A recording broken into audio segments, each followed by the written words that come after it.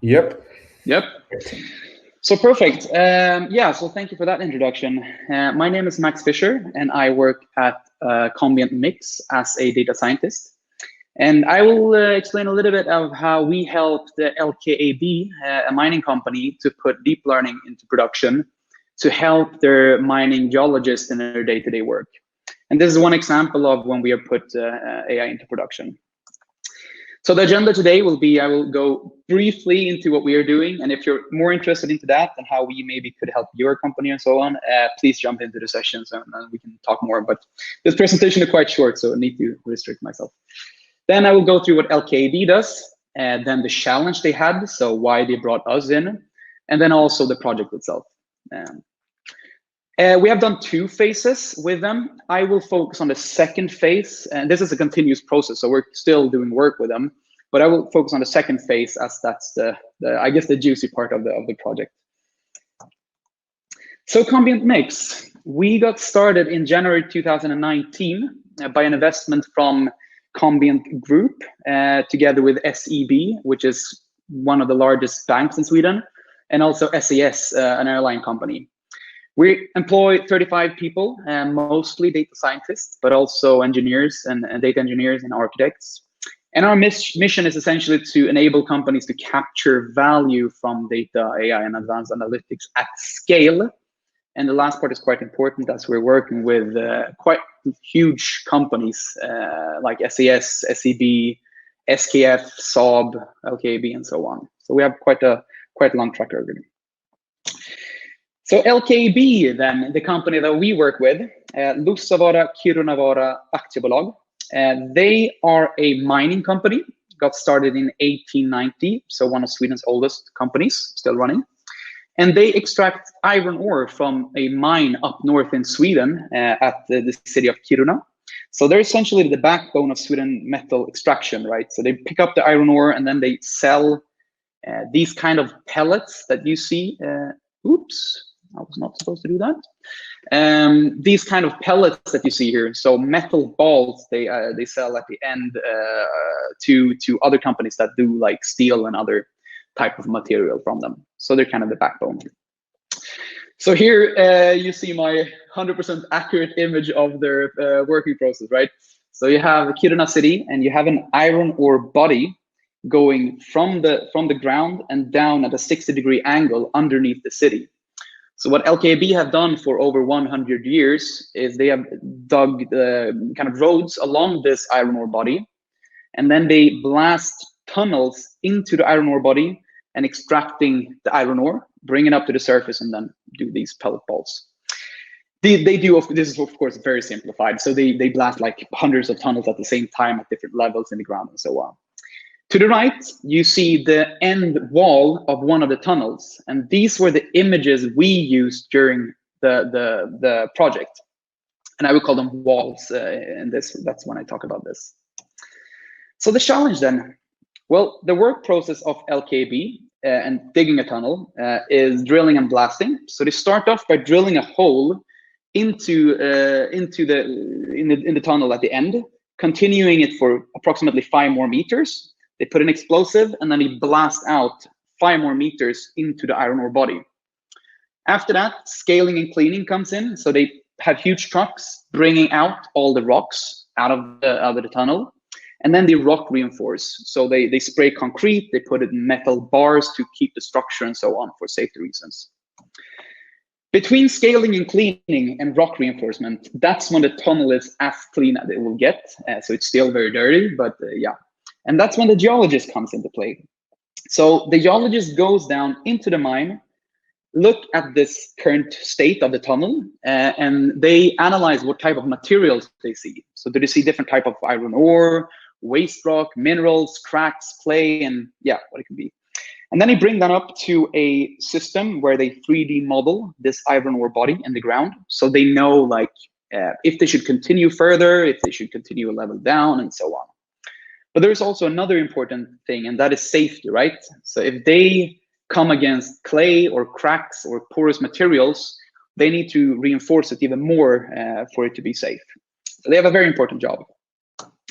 The challenge is that the geologists work one shift and the mine goes 24/7. So currently they're missing about 40 to 50% of the tunnels, the walls, because the mine has to continue going on. So they have to prioritize the most important ones. And that's when they came to us to ask us if we could help them utilize image segmentation to help the geologists with this geological mapping. So essentially from images, try to replicate what the geologist does, and then do that for the walls that they don't have time to do, so they can focus on the most important ones. And for you who don't know what image segmentation is, that is when you essentially give each pixel in an image a class. So here's a school book example where you give the black pixels the computer class, the blue pixels the glass class, the yellow pixels the table class, and so on. So the project then, we split it up into 3 different areas, focus areas. Of course, the machine learning model, the development of that, a lot of R&D there. But then, as multiple speakers have said before, it's so much more to a project than just a machine learning model, right? And in this case, we really need to focus on the data gathering as well, and also the continuous annotation of walls to be able to retrain a model, right? But I will start with the ML model, as this is AI Monday and it's AI focused. So, the 3 different classes we started with to classify was the background, iron ore, and waste rock. And of course, this is very simplified. I mean, a geologist has like 3-4 different levels of iron ore. They have like a different type of minerals and so on. But you need to start somewhere, right? And then go from there. So don't start with 15 classes and then you don't fit in the signal and then go on the way down. Better to go the opposite way. So here you see an example image taken in the mine manually. And you see the orange part is the waste rock, the black part is the iron ore, and then you have the backgrounds on the side and the ground there, so the concrete and so on. We had very little data, so we had 95 images manually taken in the mine. And for you who have worked with image pre-processing, you're probably moving your head side to side, like, yeah, is that even possible? And yeah, it was challenging. And they were in JPEG, so RGB space, and quite high resolution. And here you see examples of the images that we used. So we filtered out the bad ones and we ended up with 95 of them. So the method we used, of course, there are multiple different type of machine learning model that you can use for image segmentation, right? But we had a limited amount of time for the scope. So we chose a model that have proven to be quite good at image segmentation in multiple different areas and industries. And that is a model called UNet. So UNet is a deep convolutional neural network shaped as a U, as you can see here to the right. So on the left side, you shoot in an image, so height times width times 3 for RGB. And out you will get a mask of the segmentation that is the same height and width, but then you have one channel for each class instead. And that is kind of the probability of what the model thinks that this pixel is. But we only had 95 images, right? So we had to squeeze out every little bit out of this, out of the data. So first of all, we used transfer learning. We used the first layers from a pre-trained VGG16 net trained on ImageNet that we used as the left side of this unit called the encoder. So those we froze, and then we only trained the right side, the decoder. We also use weighted loss functions because not every single class had a, so there was a little bit of skewed distribution within the classes in the data. And then we also used image augmentation to kind of try to so that's when you shift the image a little bit, the shift and you rotate it a bit, so you can kind of generalize a little bit more from the images that you have. So yeah, I will show you a couple of, I don't have time to deep dive into all the results and graphs and convergence and so on, but I will show you 3 results here. So what you see to the first column from left is the raw image inputted to the network. The second column is what the geologist said is the ground truth, right? So here you see iron ore, and here you see waste rock on this image. The third row here is the probability that the AI model thinks, and the fourth row is the decision that the AI model took. So essentially, you want the second column and fourth column to be the same. So in this case, the AI model is quite good at it, I would say. And here you see another example where it's only waist rock, and the AI model was quite good at it, but a little bit more unsure. And here you have a third example where it was kind of mixed, like we didn't really know, like 50-50. But we thought that the result was good enough for 95 images that we had, that we will continue this process and go further into development. And yeah. The second part was data gathering. So there is a problem, right, with putting a camera on a machine in the mine, because it's dirty, it's like rocks flying everywhere, and yeah. So and it is possible, of course, but it's a huge engineering problem. And we needed to be way more agile, because we wanted to get images faster and then iterate on a model to actually see if this is something that we want to continue with this, but it had to bring value, right? So per request from LKAB, we developed an Android app that is used in the mine, and it actually fetches the latest UNet model, and it runs it on Edge on the phone. So it's actually used in the mine right now, and that is also integrated with an annotation tool for the geologists later on to annotate the images taken in the mine. So the purpose of the UNet model of running on Edge is not really anything with like the AI doing any work there. It's more for gamification, for the people using it in the mine, thinking it's more fun to use the app. But in the end, we want the images so we can retrain the model and make it better later on, and then put it in real production later on. But it's still in production right now in the app. So here you see just a quick overview. So it's nothing fancy. The app is you're scanning a QR code that is on your machine, so you know what machine took the image, so you can know what the tunnel the image was taken. Then the images are taken in the mine. They're processed by the machine learning model in TensorFlow Lite, and shows as the yellow overlay here that you see. And then when the phone gets Wi-Fi connection or LTE, it will upload it to our pipeline to Azure, and we can use it later on for retraining the model. And then we also set up an annotation tool, because it's super important to continue annotating the images as well, right? Because we need a ground truth so we can retrain the model later on. And we use something called Coco Annotator that is integrated with the app. So the images are fetched through our pipeline in Azure, and then the annotation tool picks them up and display them for the geologist. So each geologist have his or her own account. They go in, they annotate their own images taken in the mine. And then later on, we will use these to retrain a model. And yeah, essentially, it's a web interface simplified Photoshop kind of.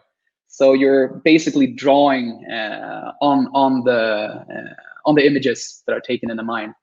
You're choosing your class, and then you draw, and you have like different type of like you can draw by hand, you can draw by lines, and so on. Yeah, crazy enough, I'm done. How did I end up with 1 minute left? That's impressive. So yeah, that was that. Super cool. Thank you, Max. Super interesting. So you started like 1 minute too early with your speech, but maybe this also shows how probably fast you're working. You said you did a agile mode with that company.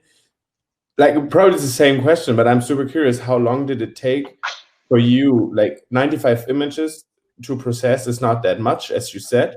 So you didn't have a super ton of data, but with all that, what you've done with the annotation tool, the app running on Edge, this doesn't look like you've done it in 3, 4, 5 months. Like, this looks longer than that. Or how long does it take? Yeah, so actually it was around 5 months. We started off in January, I think, and then we ended in I think it was early June or something like that. So it was 2 phases. The first phase, we went up, we did a lot of knowledge, domain knowledge understanding. We went into the mine, followed geologists and so on.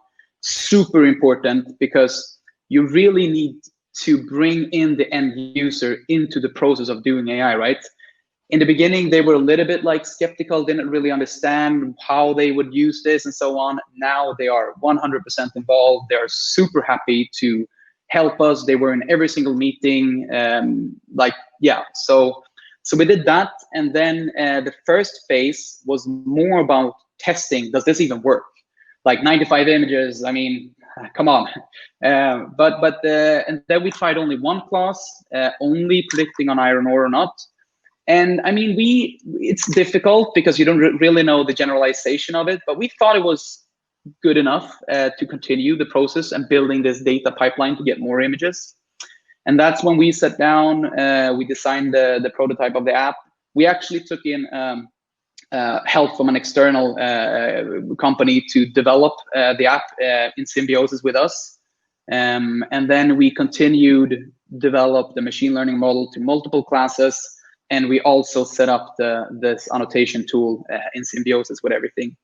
And also, if any of you are interested in all of this, like we will have people from our side in the session afterwards that you can ask more questions about the annotation tool and so on. That was actually doing the data engineering part. Cool. Before I would go to the Slido question, I have just one thing to add, or like regarding to your project. How many devices are like running right now for that company? Is it just 1 device, or is it 10, 15? And what's your plan for the future with that? Yeah. So currently, I think it's around like 8 or something like that. So we're in an early beta phase. We're rolling it out into the mine. We have rolled it out, but it's also a lot about. So it's about catching bugs, right? Of course, when you roll out a new thing, but it's also about setting a process, because this has to be jacked into their workflow, and they're not used to taking images into the mine. So it's a little bit about that as well. So that is where we are right now, I would say. And the plan is to do that for a couple of more weeks, and then iterate on it, see if there's anything that should be changed in the app or blah blah blah, and then phase it out to more people in the mine. So not just geologists, but actually the scaling people that actually bring out the rocks. They have the best lighting on their machines, so they are the best people to take the images as well. So the idea is that when the geologists have tested the app and it's working well with the process, they will use it later on. Yeah. Perfect. Thanks. And then maybe to the question from Slido, in which cases the inferences provide misclassification? So if I interpret the question correctly, like, was it specifically classes that was worse, that the model had problems with? And in that case, yeah, it was the waste rock it had more problems with. But what was interesting was that, and that's why we used a weighted loss, because we had less data of waste rock than iron ore. But also, what was interesting was when we went from phase 1, only being able to predict 1 class, to phase 2, when we had 3 classes, the model actually became better at predicting because it had more alternatives in predicting the classes. So it became better when it had 3 classes than 1 class, which is interesting, if that answers the questions. Perfect. There's 2 more questions from Tom in the chat of Hopin here, which was, so one is, how is the system going to evolve? Could you scale to other rock or mineral types? And what are other potential use cases for AI in this underground surface mining, which is kind of the same? Yeah. So the idea in the long term is to do exactly what he says, of course. But as you need to start somewhere, it's better to start with a few classes and then climb your way up the ladder, right? So that's what we're doing right now. But yes, in the long run, we want it to be as close as possible to the geologist, right? So it can support the geologist in doing these mappings, because the geologist does a lot of other stuff as well, not just going into the mine and doing this. They do a lot of other stuff as well. So the idea is that in the end, that it will be able to hopefully predict different type of iron ore. So you have different qualities, B1, B2, D1, D2. You have different type of minerals and so on. But for that, maybe, we don't know, but maybe the quality of the images aren't good enough in RGB. So maybe we need to have some other type of camera, maybe depth, like we don't really know. But this is an ongoing project, and LKAB is very firm at putting this into production and like continue working with it. So it's a really fun project. Absolutely. And that's also the feedback from the stage. So thanks so much, Max, for coming. Everyone that has more questions around this one, please join the session.